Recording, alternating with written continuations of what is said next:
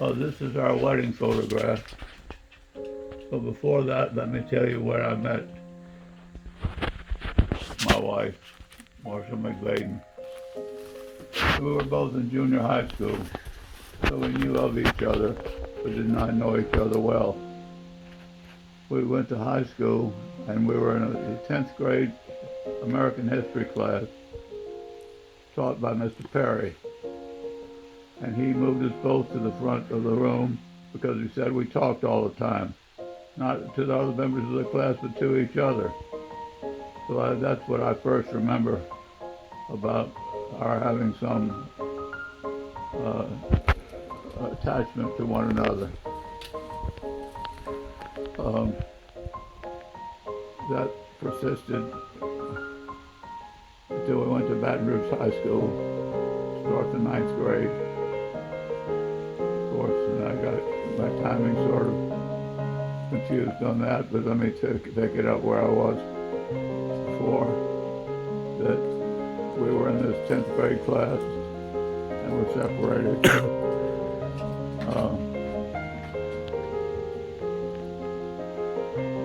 by the teacher. We dated for years after that, through high school, and had our first real date on her 16th birthday. She had a party at her home and invited all her friends, and that included me. And I kissed her 16 times that night, and haven't stopped kissing her since. So we had a wonderful time of it. We decided after the second year of college to get married. I wasn't supposed to be married because I was in Naval ROTC, but I got away with it and even became the brigade commander, midshipman brigade commander. Starting off what turned out to be a wonderful Navy career. But when we got married, she moved down to New Orleans with me, and we had our first home together, other than her mother's home in Baton Rouge from time to time. But our first wedding, the first home was at 8435B Sycamore Avenue in New Orleans, near the corner of Claiborne and Carrollton.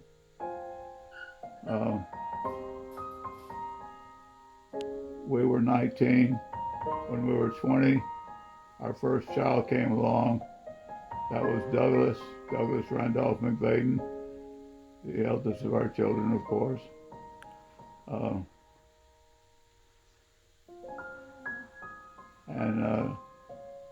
Then I graduated from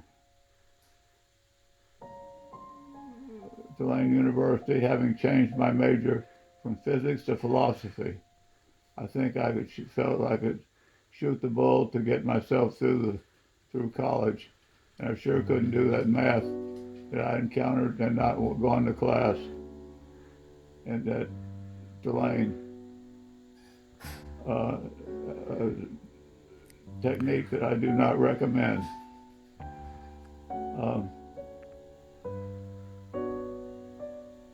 So I had to go on a ship for 5 months, and then I began flight training. That's what I'd asked to do, to go into flight training. My choices were to be in surface ships, submarines, be a pilot, or be a supply corps officer. I chose flight training, and I began coincidentally to be entering flight training at a time that John McCain, who became, of course, a senator and a Republican candidate for President of the United States. But I started flight training there in Pensacola, Florida, I completed everything at Pensacola and Corpus Christi, including carrier qualifications and instrument qualifications and so forth. And in May of 1960, I went to my first real operational aviation squadron in Hawaii. So we now had several wonderful experiences in the United States, having been at Pensacola, Memphis, Corpus Christi, and then on to San Diego and Hawaii. I want to tell you how I got my assignment to Hawaii. We wanted to undertake cross-country piloting, talking on the radio, navigating on the radio, all that sort of stuff. So it was an overall experience. I took that with a friend of mine named Ernie Haig. When we left, so he had orders for a squadron in Hawaii that would then go to Japan for deployments. I wanted exactly that. I wanted to go to a squadron home ported in Hawaii and with deployments to Japan. He wanted to go to a squadron that stayed in San Diego and went to the Philippines for deployment, flying seaplanes rather than land-based planes. So we asked if we could switch, thinking no one would pay attention to us, so very junior officers. Well, the Navy came through.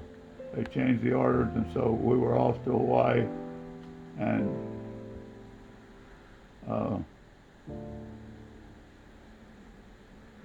through a very complicated series of things, we got ourselves a temporary home in Hawaii, and then we got to go to Japan. The way Marshall pulled us off was there were troop ships that were leaving the United States to the mainland and going through Hawaii and on to Korea and Japan to deliver replacement forces for those who were leaving. If there were any empty spaces on these troop ships, then the staterooms that were available for families could be used by people who were in our situation. So Marshall took the 9 or 10 day cruise to Japan and arrived there to join me. I was already there, but my rendezvous with Marshall was had a very happy ring to it. I knew that they were coming in on a ship at Yokohama in central Honshu, the largest island among the Japanese islands.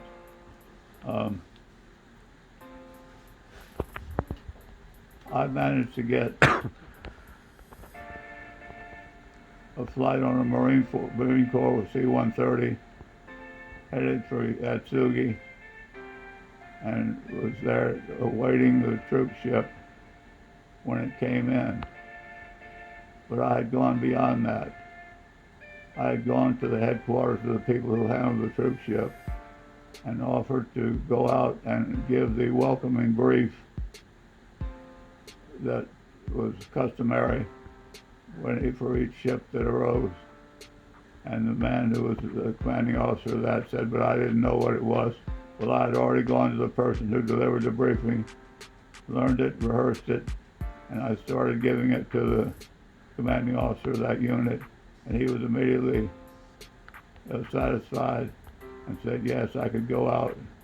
And what's more, I had just come from a destroyer before flight training, of course, and so I knew how to be a boat captain and those kinds of things.